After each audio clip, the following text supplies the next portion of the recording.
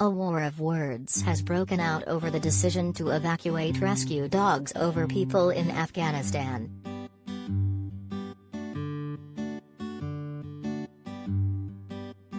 Former Marine Pen Farthing and his animals were evacuated out of the country after the Taliban took over.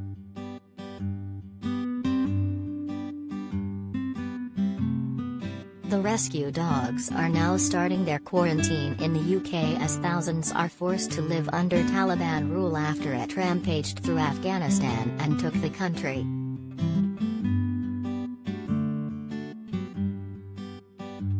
"150 British nationals and translators and 5,000 people with a right to settle in the UK were left behind while the animals were flown out of the country.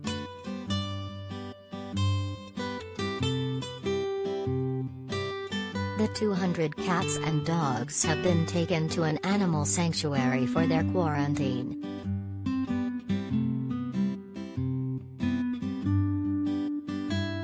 Mr. Farthing took the flight with the animals before making his way to Norway to reunite with his wife.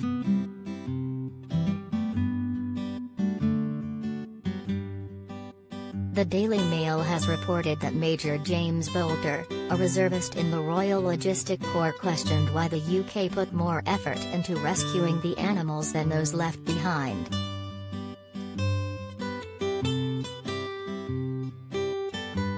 He said he felt torn between anger and despair.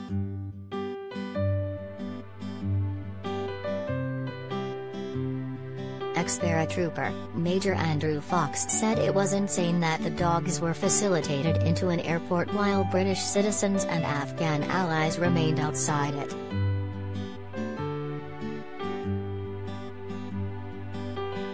Luz's Lurcher Rescue in Hertfordshire posted on its Facebook page about its precious cargo and said every dog had been well looked after by Mr. Farthing.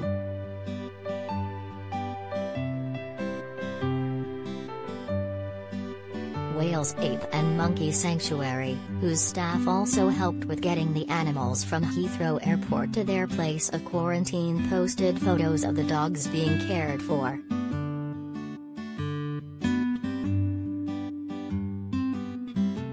It is feared that the number of people left in Afghanistan is higher than the 5,000 given.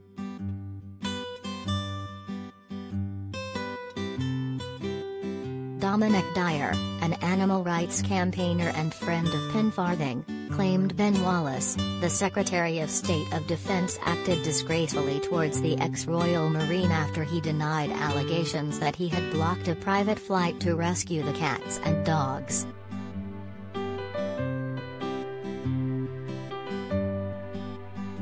Mr. Wallace initially said he would not prioritize pets over people but later allowed the charter plan to land at Kabul to pick up the animals and Mr. Farthing.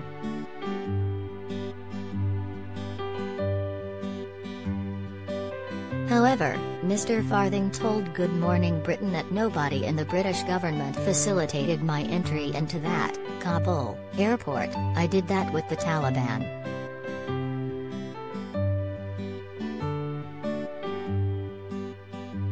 He also told how 5 cats died of shock on their way to the airport.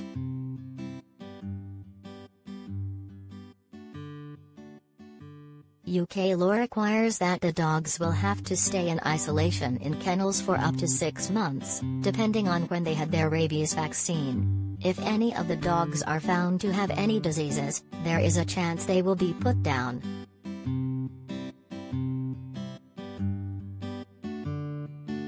Mr. Dyer told GB News, "The fact is that we had to put dogs on an airplane without people is a question that we should be asking.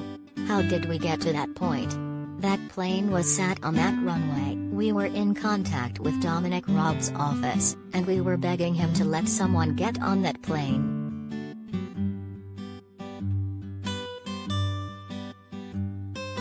You know the response we were getting? "We don't have anyone in this airport we can put on that plane. We have more air capacity than people. But over on the other wall we have hundreds, thousands of people in sewage waiting to get blown up by suicide bombers who have been there for days with their children in the most disgusting conditions."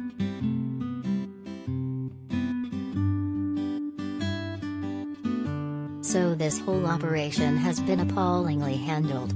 What happened at the end is that Pen got access to the airport because the Taliban let him in with the dogs.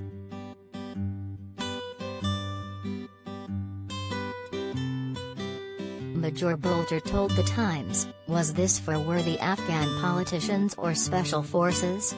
No, sadly and infuriatingly, this was to bring one ex-Royal Marine and his rescued cats and dogs to the UK."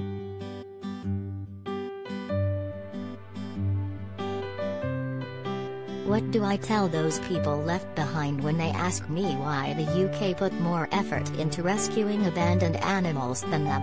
I have no answers. I am torn between anger and despair.